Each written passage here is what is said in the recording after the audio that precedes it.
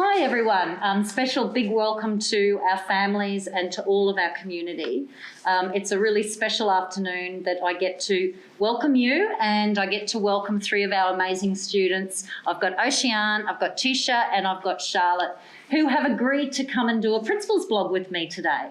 The first big thank you for all of our families at home is acknowledging the challenge that has been for all of our students, all of our staff in managing the transition from learning at home, our lockdowns, and then learning back at school, and especially the wearing of masks and supporting our students to turn up to school every day with their masks, and supporting us and our school community to acknowledge that through what is a really challenging time with COVID, and our health pandemic at the moment, is that we're trying to maintain and make sure that everyone is as safe as possible and that we get through this as quickly and I suppose well supported as possible. So for our three girls today, I am going to talk to them about how they're finding being back at school wearing masks, and equally to a little bit about that transition between at-home learning and at school. So Oceane, you're back at school, which is exciting, and how are you finding it being back at school with the mask wearing? Is it something that's impacting on you, or are you just finding it's just part of what we do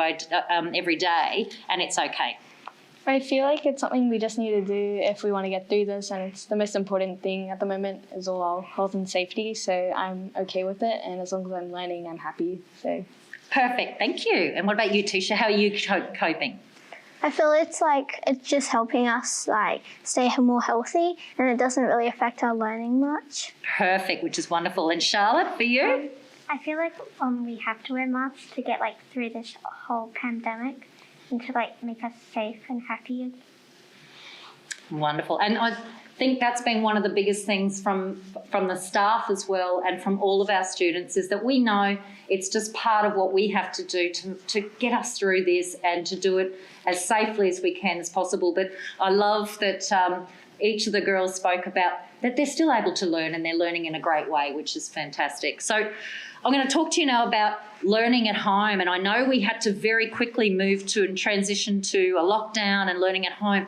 How did you find that, and particularly for our school where we have everything set up on OneNote and Teams? How did you find the transitioning to learning at home? I thought it was pretty good actually. Of course, it's disappointing not being able to enjoy the cool facilities at school, but it was enjoyable to get that experience, because now that we have that, if we ever have that issue again, we can understand how we do that, and it's all ready. So. It's all set up. Perfect. And Tisha?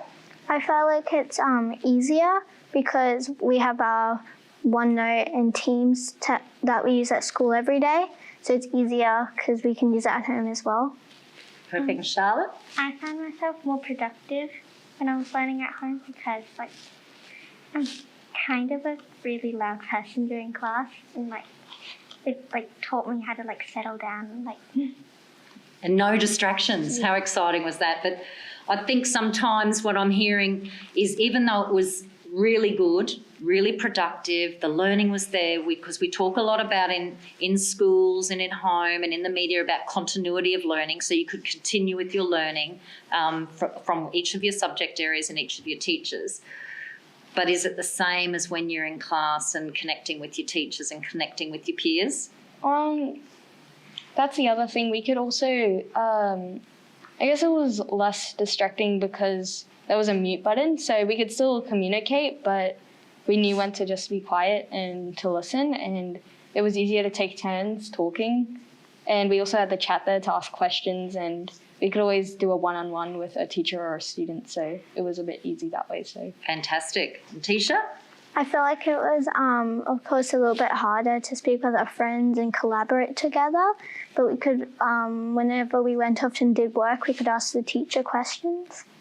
Michelle? I found it challenging to focus on our work, because sometimes my Wi-Fi would just cut out, and I couldn't really hear the teacher, and yeah. And I think that was probably the biggest challenge in most households, was sometimes the technology didn't keep up with our students and our teachers' abilities in terms of what they were hoping to do as well. But the interesting thing is Miss Sullivan passed on to me a piece of information that your teachers have been doing with you that compared your learning experiences last year when you had to learn from home to this year when you had to learn from home. And some of the things that came through was you found that you were far better prepared this year and far better able to access information. Is that correct? Yes. Because that's the good thing for us, is that we are hopeful that we won't ever have to go into another lockdown, but we're also very aware that it could happen to us at any time. So one of the things that we are doing and making sure that we're actively pursuing and in the forefront of all of our teachers and our administration is that we are making sure that all of our technology, all of our systems, all of the communication is there and is ready if we need to. And it's great that students have given us some fantastic feedback about the things that really worked for their learning at home, but equally some of the things that might still be worrying them if we have to move to that. But let's not talk about that. Let's talk about the positives of being back at school, because that's what we're really enjoying at the moment. And Science Week is on this week. So what have you engaged in? What have you been taking part in Science Week? I haven't actually been able to do any of the Science Week activities yet. I'm planning on doing the ones for Thursday and Friday, but I've been doing homework in the libraries and just checking out the new canteen and the new sports hall. So fantastic. So making use of some great facilities as well. They've got some Science Week things coming up. What about you, Tisha? I'm looking for doing the ice cream activity this Friday. Fantastic. Excellent. And Charlotte? I'm also really excited to do the ice cream experiment. Oh, ice cream sounds like everyone's favourite. But certainly continue to follow us on Facebook, because I know that Miss Fitzpatrick has been posting daily some of the great things that our students are doing and our school is doing to not just celebrate what we call Science Week, but to dive deep into what does science mean, and particularly around for our students and for future thinking. And as a school that's very focused on STEM and the sciences, it's something that we can actually have the opportunity to dive really deep into as well. So I was saying to the girls a little bit earlier, were they aware that Book Week is next week? And they all nodded and said yes. So let's hear from them about what are they looking forward to the most and what perhaps is an activity that they're going to do for Book Week next week. I'm excited to dress up as a book character. I think we're all going to match, so that'll be exciting. Ooh, okay, so you're all in, Emma, can I give a secret away? You all in Miss Ling's class by any chance? Or no? Charlotte and I are in the same class, and we do have Miss Ling, but Tisha is in a different class. Oh, okay. All right, so don't give any secrets away, because we want to make sure that we use this as a little bit of building some anticipation for our families at home about what our students actually come dressed as. But we are promoting for all of our students that for Book Week, there's a number of activities through the week, but it will culminate next Friday where students will dress up as a character from one of their favourite books. And whether we can come together as a whole group or whether it has to be a virtual assembly, we'll have a way of presenting our characters and then awarding some fantastic prizes.